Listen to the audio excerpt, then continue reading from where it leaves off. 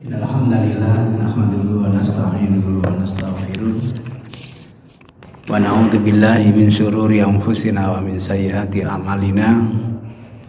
May yahdihillahu fala mudhillalah wa may yudlil fala hadiyalah. Wa nusalli wa nusallim ala rasulil karim wa ala alihi wa sahabatihi wa man ihtada bihadi ila yaumiddin. Rabbi shrah li sadri wa yassir li amri wa hlul 'uqdatam min lisani yafqahu qawli. Amma ba'du. Saya diundang diskusi kecil membahas tentang kajian hadis yang ada di YouTube. Intinya ada hadis yang berbunyi, qala Rasulullah sallallahu alaihi wasallam, idza uqimatus sholatu fala sholata illa allati uqima biha. Idza uqimatis sholat, kalau sholat itu sudah diiqomati, bukan diadzani, tapi diiqomati, karena ada adzan, ada qomat. Fala sholata, maka tidak ada sholat apapun. Nakiro menunjukkan keumuman. Tidak ada sholat apapun illa, kecuali sholat yang ditegakkan itu, diiqomati itu. Misalnya dikumandangkan iqomat sholat maghrib, maka tidak ada sholat apapun kalau sudah dikumandangkan iqomat untuk sholat apa? Maghrib. Hadisnya sahih. Yang menjadi bahan diskusi ketika saya datang ke masjid atau panjenengan datang ke masjid, kemudian ingin sholat apapun, sholat tahiyatul masjid atau sunnah wudhu atau mungkin qobliyah, takbir Allahu Akbar, selesai takbir lalu iqomat dikumandangkan, Allahu Akbar, Allahu Akbar, asyhadu an la ilaha illallah, bla bla bla. Kira-kira apa yang kita kerjakan? Nah, itulah yang perlu didiskusikan. Berselisihlah para ulama atau para juhala ya. Para ulama berselisih, ada yang berpendapat batalkan sholat itu karena qomat sudah dikumandangkan. Kasusnya lain sekarang. Saya atau panjenengan masuk masjid, takbir Allahu Akbar, ingin sholat entah qobliyah, entah tahiyatul masjid, tinggal tasyahud akhir, kira-kira setengah menit selesai, iqomat dikumandangkan.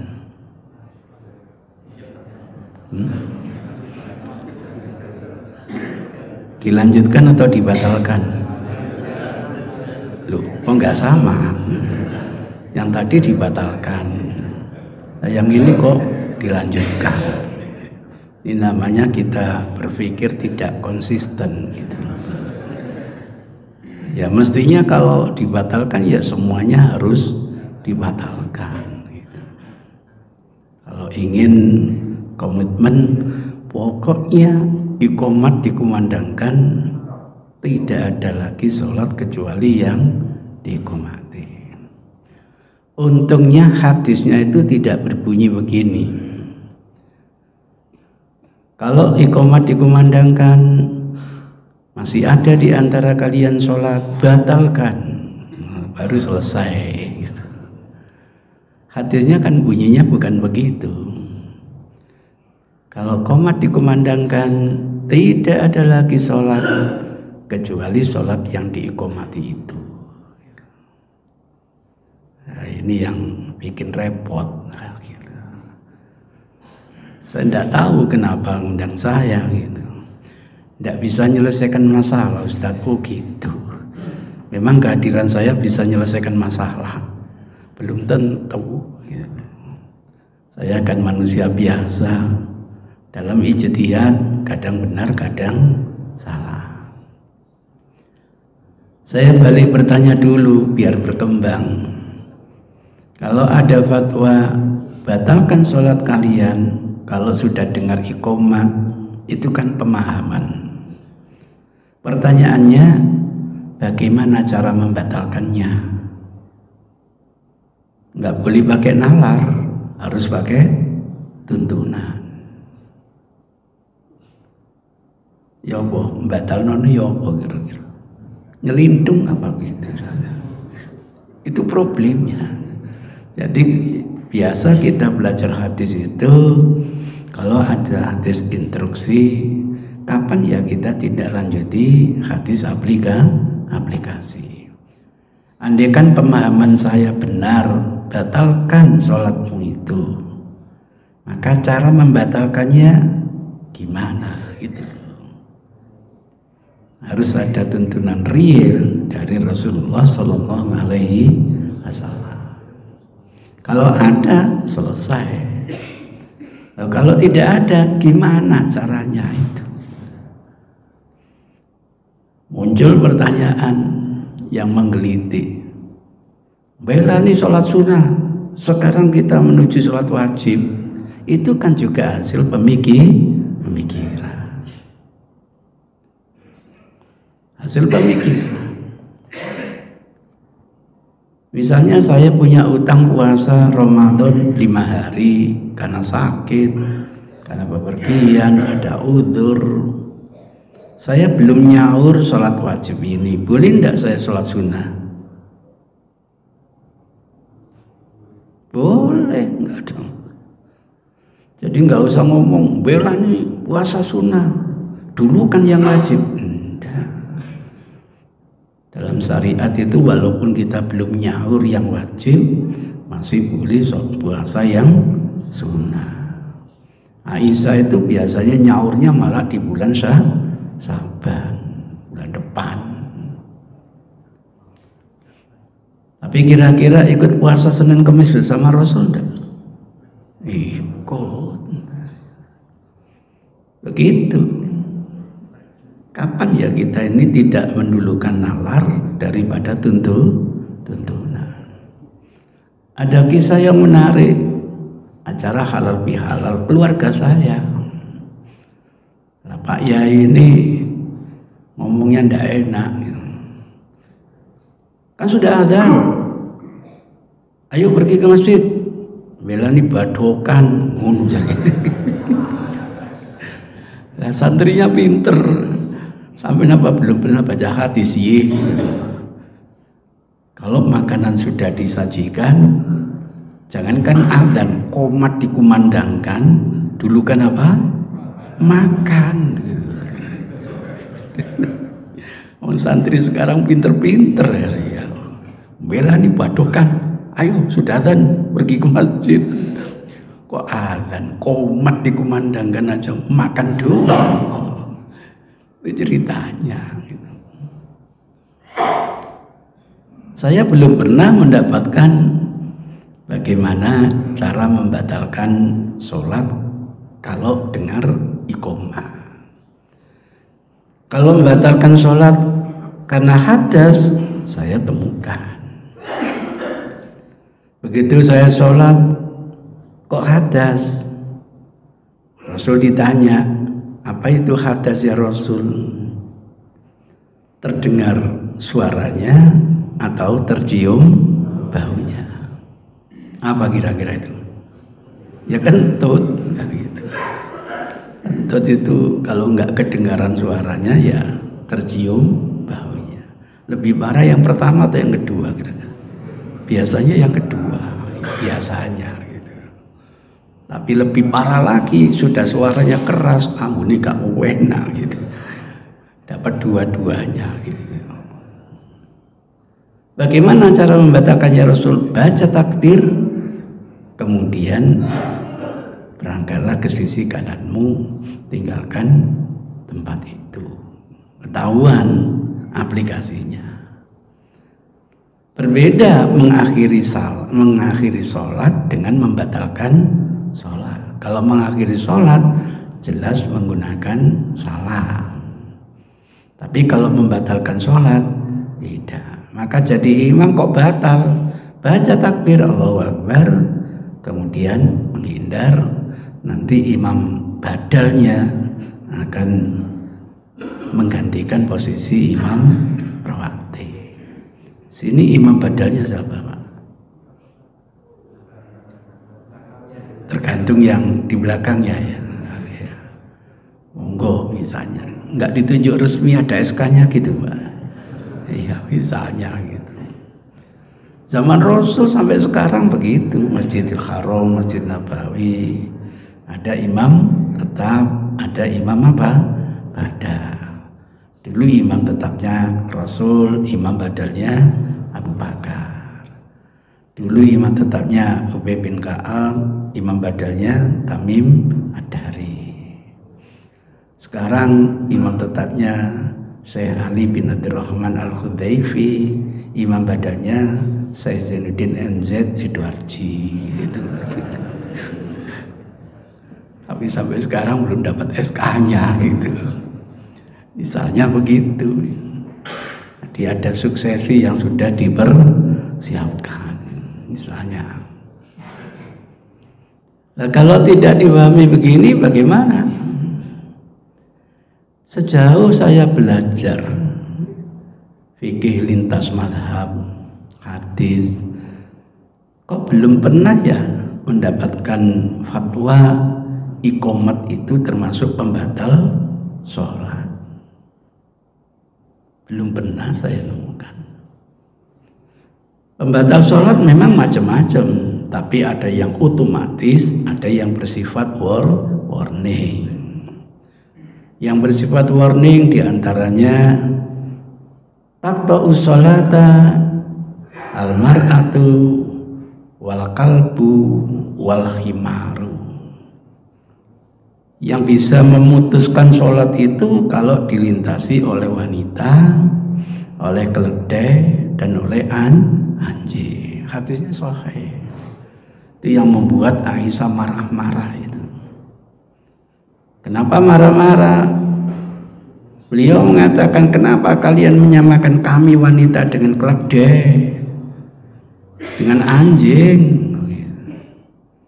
Padahal ketika Rasul sholat, saya tuh di depan beliau kok i'tiradul janazah seperti terlontangnya seorang jenazah. Jadi dalam pemikiran Aisyah hadis itu tidak benar gitu. Tapi setelah konfirmasi Aisyah baru paham bahwa hadis itu memang sahih. Maka Aisyah komentar, Allah, kita tidak pernah punya kamus dusta. Kita hanya kadang-kadang salah paham. Gitu. Kayaknya tidak mungkin lah Bapak. Saya sholat kemudian ada keledai lewat, itu belum pernah terjadi.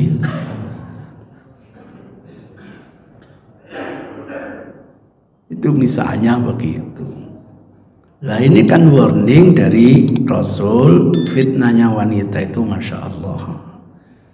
Jadi kalau panjenengan sholat kemudian dia valen melewati duduk gitu. Kira-kira sampai lapo. Bukan hanya sampai toleh, sampai uber mereka. Be ngono gitu loh. Sudahlah. Kalau tidak mau disamakan dengan keledai, tidak sama dengan anjing, ya sudah, jangan melintasi orang yang sedang apa? Sholat. Kalau saya jadi nabi, waduh, sholat wanita bisa batal kalau dilintasi oleh laki-laki kayak Yusuf gitu. Kira-kira kalau Yusuf melintasi wanita sholat, ngapain dia? Jarinya aja diputus sendiri gak sadar. Itu ceritanya, itu warning. Tidak otomatis membatalkan apa?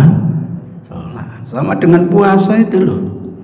Siapa yang puasa marah-marah batal puasanya. Terus ada teman kita yang marah-marah waktu puasa. Apa berani kita batal puasamu apa ngono? Ya udah. Itu masuk wilayah warning yang kita tidak tahu betul-betul puasa atau tidak. Sehingga di dalam sholat hati-hati. Salah satu tipu daya setan itu membuat kita ini seakan-akan sudah hadas. Jadi di perut itu ada kayak kerucuk-kerucuk, kayak buang hajat begitu. Ketika dikonfirmasikan kepada Rasul peristiwa itu, tegas Rasul mengatakan, jangan kamu batalkan sholatmu sampai kamu mendengar suaranya atau mencium apa? Baunya. Itu ceritanya. Ada lagi hadis, siapa yang sholat sendirian dalam shaf, batal sholatnya. Gitu. Tapi anehnya ada hadis juga yang sahih, walaupun sendirian sah sholatnya.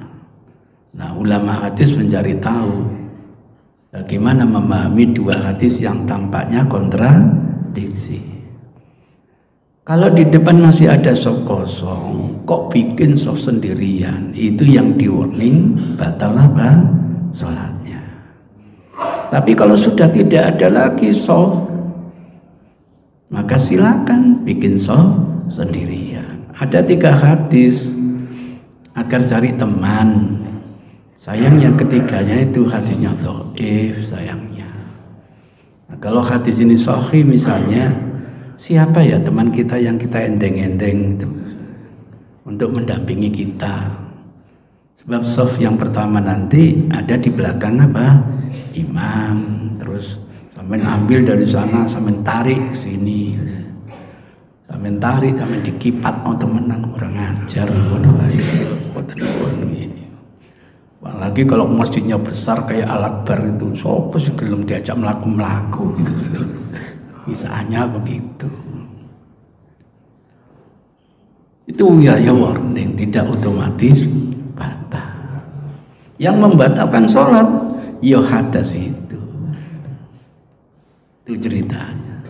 Maka kalau boleh saya berpendapat, kalau saya sudah masuk masjid, saya sudah takbiratul ihram, saya terkena tuntunan Rasul, al-umuru bi khawatimiyah.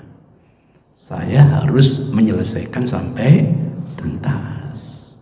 Kecuali kalau ada udzur karena hadas.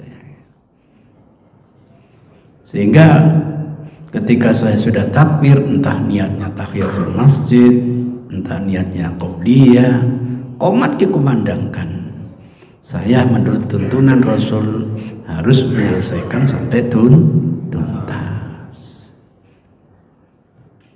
Maka memahami hadis itu, kalau iqomat sudah dikumandangkan, ada di antara kita ingin sholat apapun, tidak boleh, sudah. Jangan lagi ada sholat, kecuali sholat yang diiqomati. Pelanggaran seperti ini sering saya dapatkan ketika saya di Masjid Nabawi, di Masjidil Haram. Sebab di antara teman kita itu ada yang punya pendapat sholat witir itu hukumnya wajib. Gara-gara ditemukan hadis sahih, innallaha amaddakum bisolah, yakni sholatal witri. Allah itu memodotkan, memanjangkan, menambah buat kalian satu sholat, yakni sholat apa? Witir. Walaupun kita tidak sholat malam, karena ada kewajiban harus sholat apa? Witir. Ini pendapatnya kelompok Hanafiyah. Tapi supaya difahami wajibnya versi Hanafi itu berbeda dengan wajibnya versi yang lain. Karena di kalangan kelompok Hanafiyah itu ada istilah khusus, ada wajib, atasnya wajib itu fardun. Nah, itu. Sementara jumhur ulama tidak membedakan antara wajib dengan fardun. Mungkin kalau disinkronkan wajib mereka senilai sunnah muakkadahnya jumhur. Tapi karena yang terkenal itu wajibnya, kayak berdosa seseorang itu kalau tidak sholat witir. Maka saya saksikan qomat sudah dikumandangkan tuh membela nih sholat witir terlebih dahulu. Itu saya saksikan. Saya tahu kenapa. Saya tanya, bukankah ada hadis yang sahih bahwa kalau qomat dikumandangkan tidak ada sholat selain sholat yang qomat? Iya, tapi ini kita tidak bisa meninggalkan kewajiban. Mestinya apa? Kalau Anda menganggap itu wajib, jangan sholat waktu iqomat dikumandangkan. Nanti habis sholat fardu melaksanakan kewajiban Anda itu secara qadha. Gitu mestinya. Sehingga walaupun Anda berkeyakinan wajib, nanti tetap bisa menjalankan tidak secara ada, tetapi secara apa? Qadha. Sering saya saksikan begitu. Jadi isyarat Rasulullah itu terjadi ternyata. Qomat sudah dikumandangkan, masih ada orang yang melaksanakan sholat apapun. Khawatir ada di antara kita tetap melaksanakan tahiyatul masjid. Alasannya apa? Karena tahiyatul masjid itu hukumnya wajib. Gitu. Ya kalau Anda berkeyakinan wajib, ya jangan sholat waktu diiqomati. Nanti laksanakan tidak secara ada, tetapi secara apa? Qadha. Sehingga semua tuntunan itu bisa kita rekrut, bisa kita padukan, kita pahami secara proporsional. Itu pendapat saya. Saudara berkenan ya silakan, tidak berkenan juga tidak apa-apa. Namanya pendapat, bisa benar bisa salah. Kira-kira itu sebagai pengantar dialog. Saya yakin ada komentar, ada gugatan, pertanyaan, monggo silakan bebas. Nggih. Bismillah.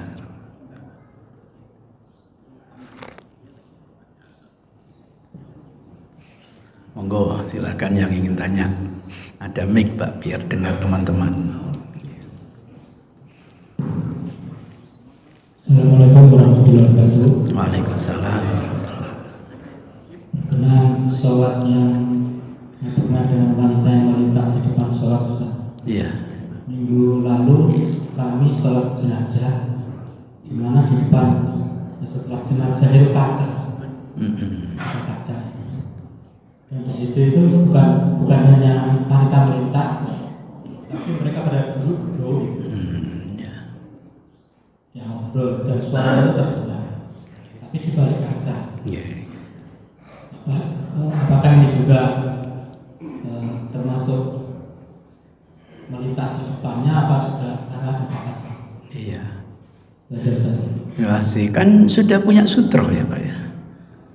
Nah, kalau sudah punya sutro itu kan orang lalu lalang nggak jadi masalah. Kalau sudah punya sutro, nggak ada masalah.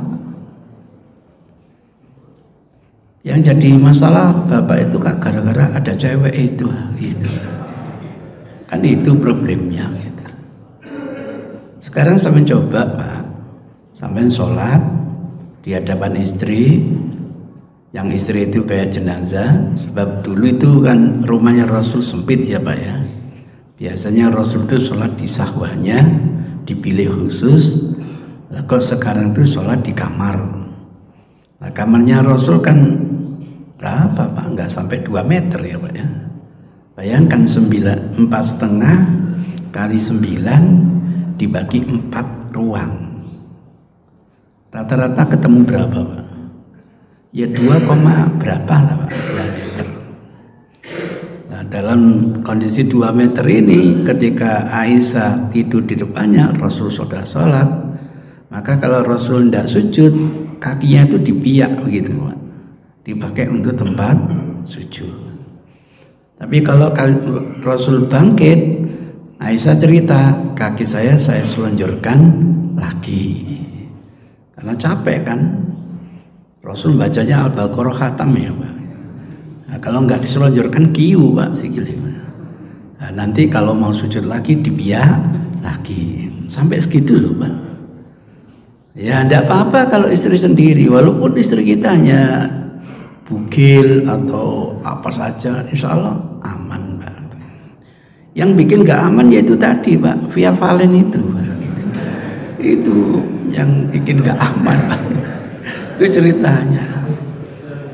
Ya kalau sampai ndak merasa terganggu ya monggo gitu. Itu repotnya begitu. Kalau sampai batal sama nasihati wanita, ojo lu ngono-ngono, gak iso khusuk aku gitu. Begitu caranya, Pak. Jadi tidak otomatis membatalkan, Pak. Ndak. Ini warning bahayanya kalau orang sholat dilintasi oleh wanita. Jadi tidak otomatis batal. Nah kalau sampai bisa khusuk temenan, tidak apa-apa, tidak ada masalah. Iya. Ini yang repotnya berhadapan dengan kiai, mindsetnya itu tekstual murni. Pokoknya hadis itu batal, selesai. Ya sudah, jangan sholat. Kalau dikondisikan seperti itu, daripada sholat batal, mendingan tidak sholat. Mari bisa. Waduh, Pak, di Masjidil Haram itu, Pak, kalau sudah dekat komat, Pak, sampean baru masuk. Waduh, jejer kanan kiri sampai cewek-cewek, Pak. Kan enggak bisa lagi, Pak. Mestinya kan di Masjidil Haram itu untuk cewek di tempat sini kan sudah diatur. Tapi ketika masuk komat, Pak, waduh, saoleh-oleh inggon, Pak. Iya, jangan-jangan sampai nanti sujud di roknya perempuan, Pak. Itu BE sih. Itu ceritanya, Pak. Sudah kita masukkan dalam wilayah darurat. Nggak bisa lagi, Pak. Ya kalau sekarang, Pak, sampai ke sana, wah, bisa menyium Hajar Aswad sak puas-puas. Ungkan umroh ya, Pak. Karena sih Lalu Masjidil Haram, Masjid Nabawi itu kan ributnya, ramenya karena turis dong, Pak. Kalau nggak kena turis, sopo senang masjid, Pak. Saya lama bekerja dengan teman-teman itu, muzawir itu, Mas Wahadan komat ya tengok-tengok ambil rokokan ngono, Pak. Mungkin mereka itu nanti tawaf sekali sudah dosanya hilang, mungkin gitu, Pak. Iya. Warungnya ditutup, tapi yang jero yang ngobrol, yang mangan gitu, Pak. Ditutup menjadi warungnya, Pak. Gitu. Itu ceritanya, Pak. Jadi yang buat rame itu ya jamaah umroh itu. Nah sekarang jamaah umroh gak ono, sepi maren, Pak. Sampai gelantongnya Hajar Aswad itu, wah puas-puas. Itu ceritanya. Diskusi itu berkembang, Ustaz. Nanti kalau kita tidak membatalkan sholat, nanti shaf itu jadi terputus, gitu loh. Ada, Pak, pemikiran gitu keluar. Terus saya tanya, kalau terputus, memangnya kenapa? Batal sholatnya. Nah kalau batal, waduh kasihan ini gara-gara ada tiang ini terputus ya, Pak ya. Terputus enggak, Pak, kira-kira? Ya terputus. Apalagi bagian ibu-ibu sana, gak terputus lagi, tertutup ya, Pak ya.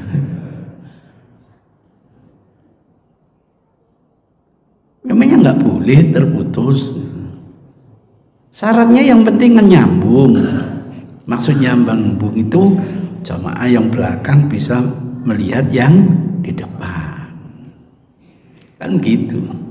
Maka saya sering memberi komentar kepada teman-teman yang punya masjid, ngelola masjid, antara shaf laki-laki dan perempuan itu sama sekali tertutup, Pak. Malah tabirnya itu lebih dari 2,5 meter, Pak. Lebih 2,5 meter dan gelapnya luar biasa, warna hitam, Pak.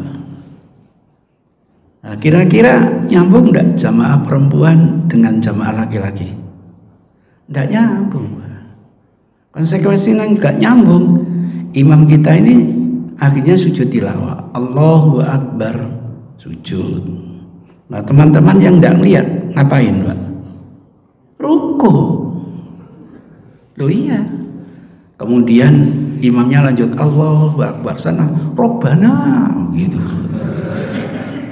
Loh iya, mengitidal kok Allahu Akbar, keliru imamnya itu. Karena persepsi mereka sedang tidak. Kemudian imam melanjutkan bacanya, loh macam mana? Jadi saya punya pengalaman imami sholat Jumat, Pak, ceritanya. Lah anak-anak itu senengannya di kantor panitia yang tertutup rapat gitu, nggak ada jendela, hanya ada pintu tok gitu.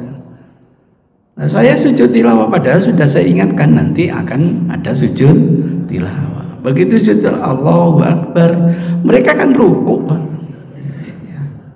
Terus saya beri Allahu Akbar, Robbana gitu. Kedengaran saya, Pak. Begitu saya lanjutkan baca, lu macam mana? Gitu. Itu ceritanya. Di masjid semua itu ada kasus, Pak. Kasusnya apa? Masjid ini sudah punya imam rawatib dari mahasiswa yang bacaannya Masya Allah bagus sudah.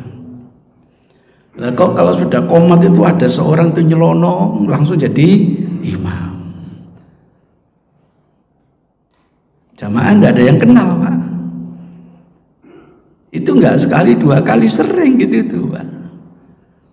Awalnya kita enggak tahu, tiba-tiba qomat langsung nyelonong jadi imam.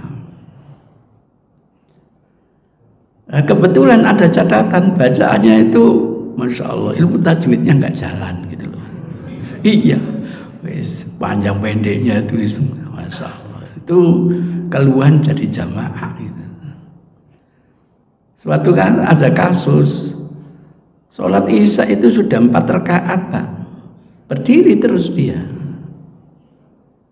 Diingatkan oleh jamaah, subhanallah, subhanallah, masih tetap dalam kondisi berdiri. Kalau imam sudah berdiri, makmum harus ikut apa?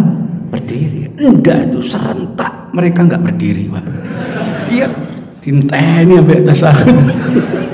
Ya enggak boleh, mestinya harus diikuti gitu. Nanti kalau setelah salam, kalam, diskusi, kalau memang betul-betul ada kekeliruan, disempurnakan dengan sujud sahwi. Nggak apa-apa gitu. Wah, baca ngatur dewi ngono jadi. Ya sejak itu, Pak, dia nggak datang-datang ke masjid itu sejak itu. Lah masyarakat baru ngerti kalau itu tokoh darul hadis tiba-tiba. Masya Allah. Dokter mereka kan nggak boleh bermakmum di belakang orang kafir, Pak. Kalau ngimami orang kafir boleh gitu loh. Akhirnya ketika meninggal, saking jengkelnya masyarakat itu, jenazah ini tidak boleh dimakamkan di pemakaman orang kafir menurut sampean. Jadi menurut mereka kan kafir semua.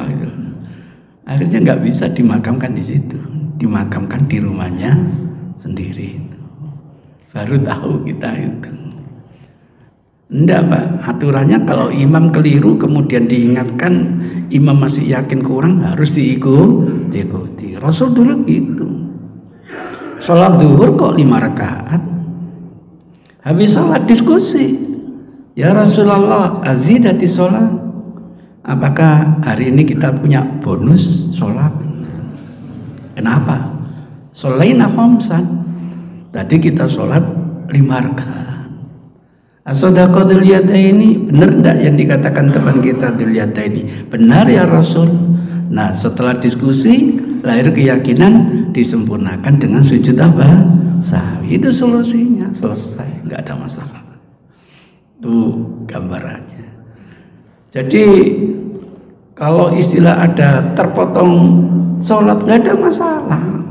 Saya khawatir itu terinspirasi dengan gambar soft yang namanya mata kaki itu harus rapat dengan mata kaki teman. Kalau ada sedikit fuka, sedikit longgar saja difatwakan salah, kan begitu. Alhamdulillah Pak, ketemu dengan orang yang gambar gitu. Saya suka begitu, langsung diskusi dengan yang gambar. Saya telepon berkali-kali nggak diangkat-angkat Pak. Dulu loh Pak ya, maklum, ternyata nomor fleksi Pak. Fleksi itu bukan telepon biasa Pak. Bayangkan SMS kematian hari ini besok baru nyampe Pak. Itu dulu Pak. Makanya direkturnya karena teman saya bangga, itu tandanya fleksi, banyak peminatnya sampai macet gitu. Sekarang sudah lain, canggih, malah gak ono. Itu ceritanya.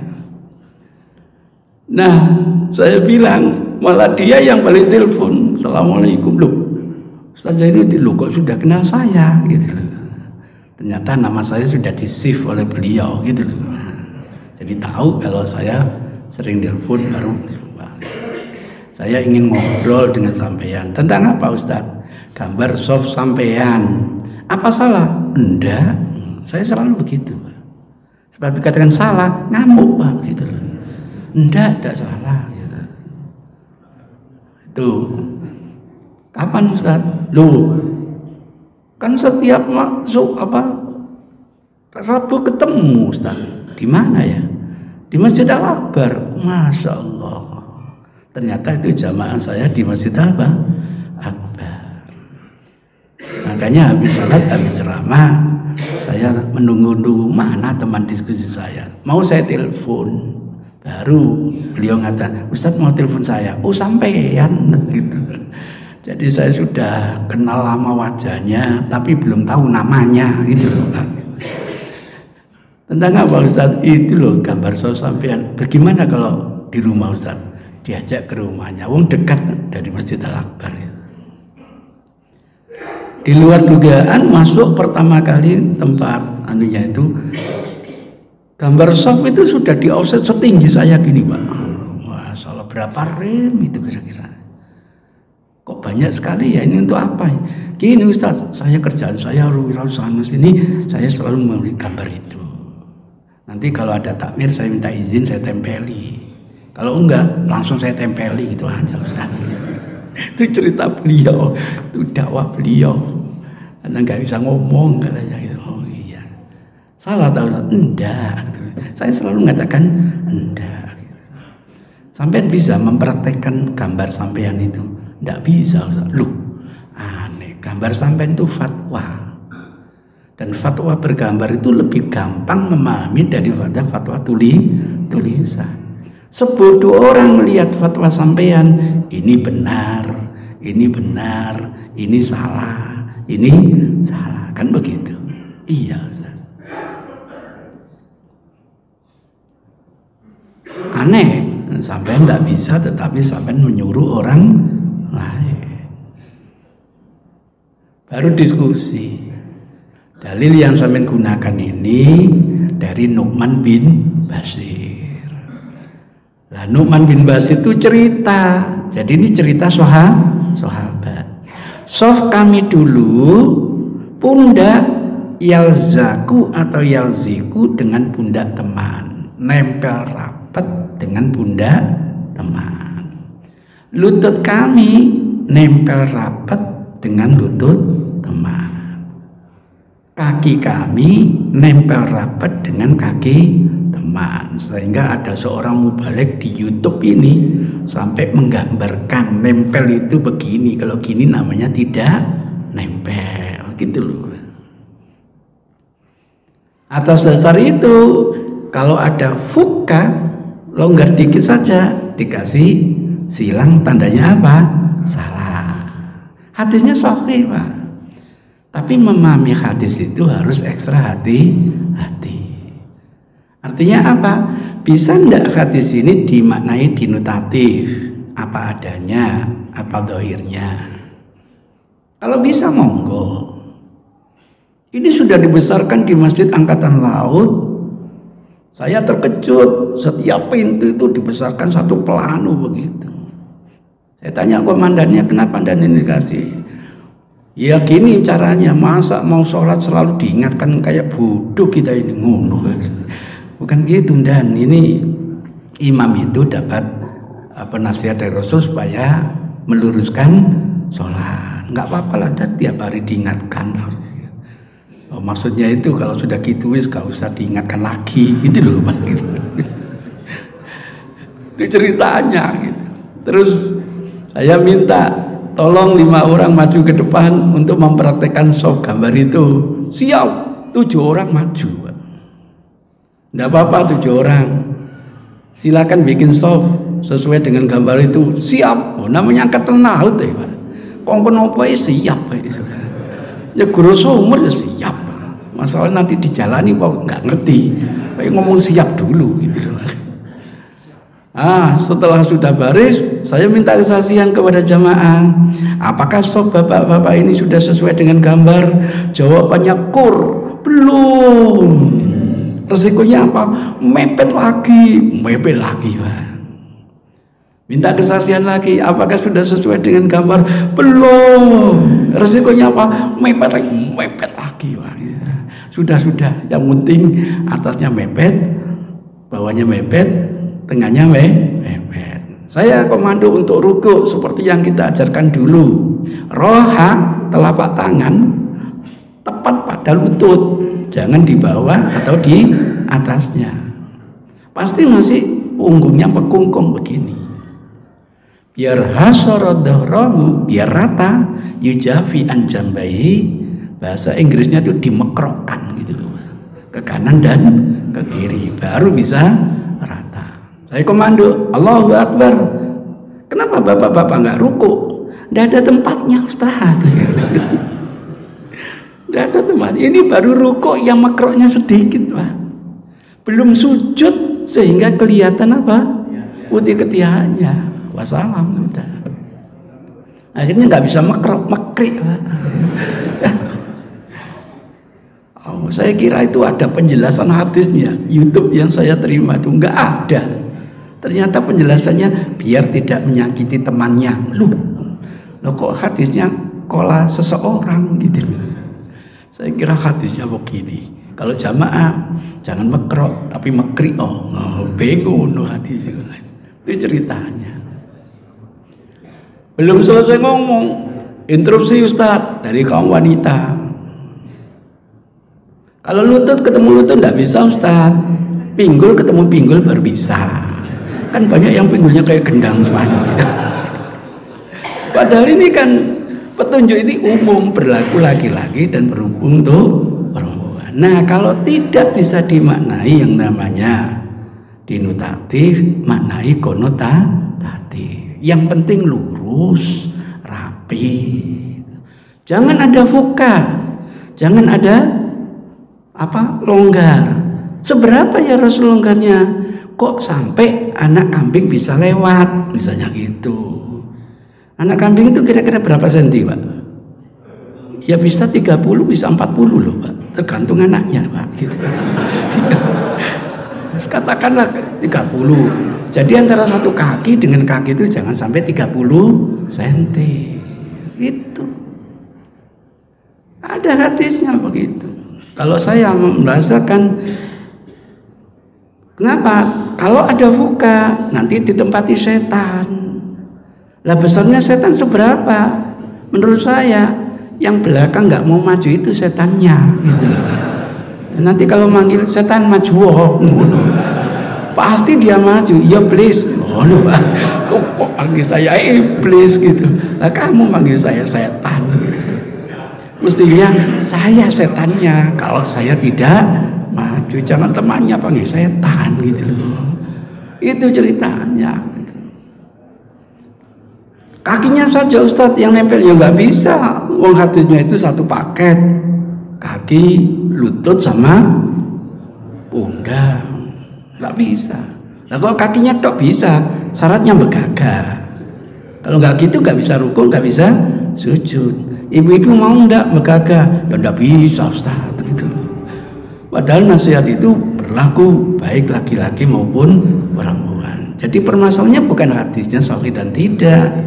Permasalahannya memahami hadis. Padahal hadis yang betul-betul keluar dari lisan Rasul, sawu sufufakum fa inna taswiyatas sufuf, ada riwayat min tamami sholat, ada riwayat min iqomati sholat. Jadi ranahnya bukan batal sah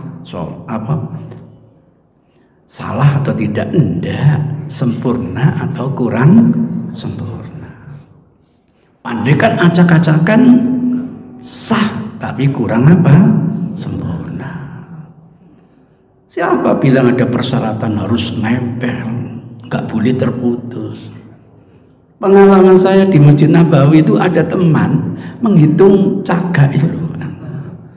Kenapa sampai dihitung? Pingin tahu aja Ustaz. Sudah ada bukunya kok dihitung itu.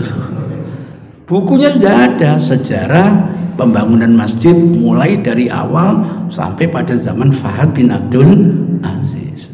Salman ingin membesarkan 3 kali lipat, Pak. Kenapa? Pulang dari Indonesia terkejut ada laporan seorang ingin haji menunggu sampai 20 tahun.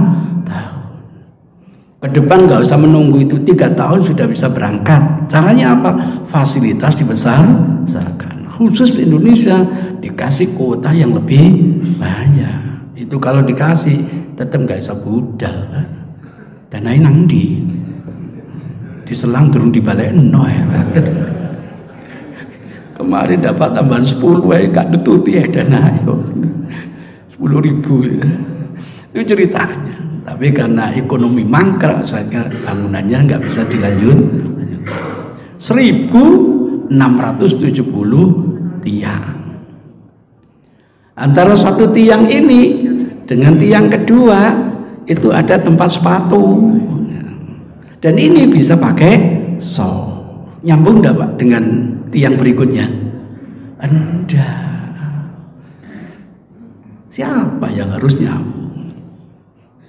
Nanti setelah saya selesai salam, kan bisa saya sebagai masbuk, nggak ada masalah. Ada yang bicara, Ustaz, pengalaman saya walaupun takbir qomat jek nututi rekat pertama ngono. Berarti dicepet ngono. Itu ceritanya gitu. Ada lagi mungkin pertanyaan? Monggo silakan. Nggih, monggo. Silakan, Mbak. Waalaikumsalam warahmatullahi.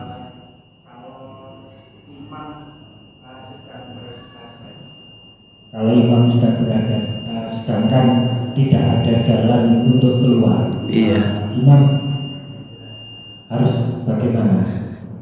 Tadi kan ada tuntunan baca takbir, kemudian berpaling pergi. Nanti yang menggantikan adalah imam rawatib. Sudah lewat di depan shaf, gak ada masalah. Karena apa? Takbirnya jamaah itu bergantung takbirnya imam. Jadi sampai di tengah misalnya batal, tidak apa-apa keluar, melintasi shaf juga tidak ada masalah. Karena nanti takbirnya jamaah ngikuti takbirnya apa? Imam. Usul ini Pak, maunya usul boleh dikasih pintu dulu. Oh sudah ada kok Pak. Ya, lewat pintu. Itu ceritanya. Karena ada ini nggak ada pintunya Pak. Nang dia metu nih. Jadi sampai di tengah di pojok kalau sudah batal baca takbir kemudian berpaling wudu. Ustaz, kalau belanya gitu, buyar sholatnya Ustaz, saya di tengah Masjidil Haram ya Ustaz. Saya terkejut. Ada teman yang mengambil solusi, ya sudah ganti dengan tayang. Saya bilang, kenapa kok cepat-cepat ganti tayamum? Selagi bisa apa? Saya bilang, kan di mana-mana banyak zam-zam, air zam-zam. Ya ambil air zam-zam seperti ini bisa untuk wudhu 20 orang Pak. Ini baru saya praktekkan nanti memberi manasik haji gitu. Kalau sekarang enggak, karena ini disampaikan di hotel bintang 9 Pak. Jadi gini, ini bisa untuk orang 10, 20 cukup Pak. Cukup, ya wudhu tetap, kemudian melanjutkan apa? Sholat sebagai masbuk, enggak apa-apa. Kira-kira begitu. Ada lagi mungkin? Waalaikumsalam warahmatullahi wabarakatuh. Saya mau nanya, jadi misalnya apakah seseorang itu harus mengikuti mazhab tertentu? Maksudnya misalnya dalam masalah kunut, dia mungkin mengikuti mazhab yang Syafi'i, yang mengikuti, yang melakukan kunut. Kemudian sementara dalam masalah yang lain dia mengikuti mazhab di luar Syafi'i, itu bagaimana Ustaz? Terima kasih. Imam kita aja tidak pernah bilang ikuti saya kok. Imam kita, Imam Syafi'i, Imam Ahmad, Imam Malik, Imam Abu Hanifah, Daud Zahiri, Zainuddin, nggak pernah. Nggak pernah, sampai cari teksnya nggak pernah ada. Nasihatnya paling banter, kalau nanti dalil yang saya gunakan sahih, silahkan ikuti. Kan gitu. Kalau dalil saya ini sahih, saling boleh ikuti. Kalau nanti dhaif gimana? Tinggalkan. Sebab kalau kita hidup pada zaman Imam Malik, Imam Syafi'i, waduh Pak, dapat hadis saja sudah untung-untungan Pak, ya Allah. Hadis belum terkodifikasi Pak. Semburat dibawa para sahabat kemana mereka dikirim oleh Umar bin Khattab. Berapa ribu sahabat yang dikirim ke Yaman di bawah pimpinan Mu'adz bin Jabal. Berapa ribu sahabat yang dikirim ke Mesir di bawah pimpinan Uqbah bin Amir. Berapa ribu sahabat yang dikirim ke Palestina, Ilya di bawah pimpinan Ali bin Abi Thalib. Berapa ribu sahabat yang kirim sampai ke negeri Cina di bawah pimpinan Ubay bin Ka'ab. Dengan tersebarnya hadis itu Pak, kita hidup pada waktu susah mencari hadis. Andaikan ada hadis dhaif, ya masih alhamdulillah. Nanti kalau ada yang lebih sahih, jangan diikuti pendapat saya, ikuti hadis yang lebih sahih. Begitu setiap imam begitu Pak. Malah Imam Malik paling keras Pak. Imam Malik itu malah mengatakan qauluna wa af'aluna rudda wa rudda ila qaula sahib hadzal maqam. Di Raudhah Imam Malik itu menyatakan, pendapat kami, mazhab saya, utaman saya, perilaku saya harus kalian tolak dan kalian tolak. Kecuali yang disabdakan penghuni makam samping saya ini, makam siapa? Rasul. Begitu. Yang paling ditakuti oleh orang alim itu kalau dianggap pinter itu repot itu. Apalagi dianggap nabi, waduh repot lagi. Saya punya pengalaman itu Pak. Masa saya biasanya wudhu selesai, berdoa selesai, kemudian kepala saya itu saya guyur begitu loh Pak, yor gitu. Kadang-kadang malah ininya saya basahi, baru saya pakai ongkep masalahnya. Maka kalau saya suruh khutbah pakai surban, aduh, gak kuat gitu. Pakai gini aja sering dicopot tadi. Lah kok diikuti oleh seseorang? Yang pertama saya nggak negur Pak. Kedua kali saya saksikan sama, saya ingatkan, Pak, tadi habis wudhu, habis doa, kenapa kok guyur kepala? Loh saya kan ikut Ustaz Zainuddin, mati aku ya. Dikira saya nabi. Itu ceritanya begitu. Awalnya nggak saya tegur, kok kayak rutin gini sih orang. Baru saya ingatkan gitu. Susah jadi orang pinter itu. Iya kalau benar, kalau enggak gitu. Ulama akhirnya apa? Ngomong. Sampean itu kan ahlinya. Udah, ikuti saja. Ya enggak apa-apa, Pak, kalau nggak mampu. Tapi yang lebih parah, kenapa kok agama ini dikapling-kapling? Nggak boleh loncat pagar. Di radio, Pak, di radio. Karena kalau saya ke Gresik itu pasti dengar radio gitu. Dialog interaktif, seneng saya. Di antara pertanyaan, Ustaz, saya wudhu, ya. Basuh wajahnya ngikuti madhab Syafi'i, ya.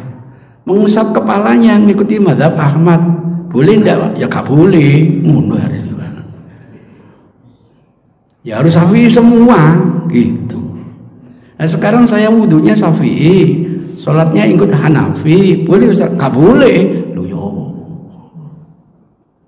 Padahal setiap kasus itu kita banding-bandingkan, oh dalam membasuh wajah kok yang lebih mantap pendapatnya Malik, ikutlah pendapatnya Malik. Dalam membasuh tangan, kok saya tertarik dengan madhabnya Abu Hurairah, ikutlah madhab Abu Hurairah, gak apa-apa. Maka kalau imamnya misalnya berkunut, lah sampean tidak berkunut, tidak apa-apa, bermakmum kepada imam yang berkunut. Oh hukumnya apa? Sunnah. Boleh tidak ditinggalkan? Boleh. Kok sampai kita harus mengeluarkan fatwa ganti sujud sahwi? Jadi kunut itu kayak wajib gitu. Kenapa sih? Misalnya gitu. Lah imamnya berkunut, saya tidak berkunut, boleh tidak ikut? Boleh. Tidak usah sampai cari masjid yang nggak berkunut, nggak usah gitu loh. Kenapa? Imam itu harus diikuti, betul. Tapi dalam dua aspek.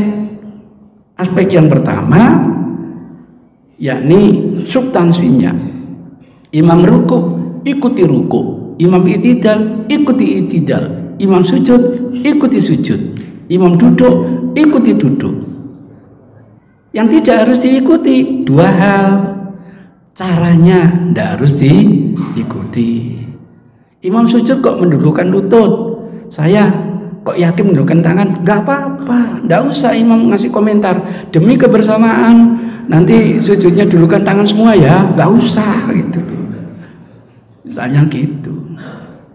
Bacaannya juga nggak harus sama.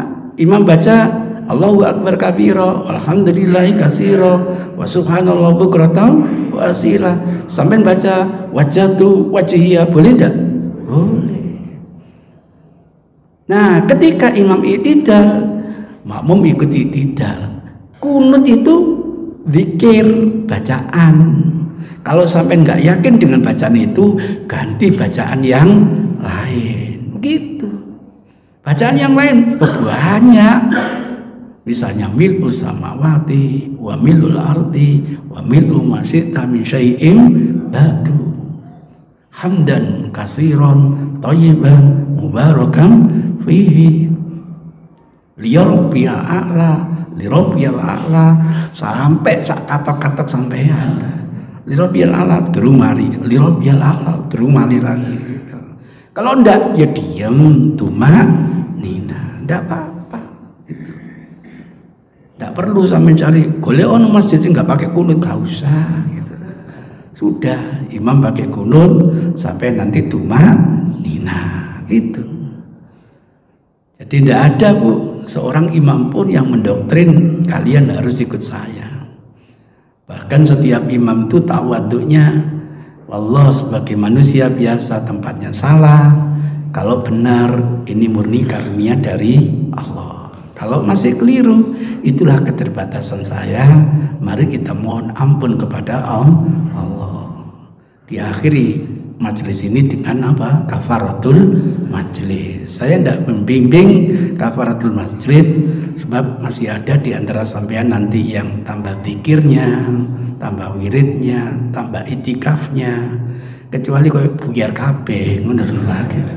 Maka baca sendiri itu.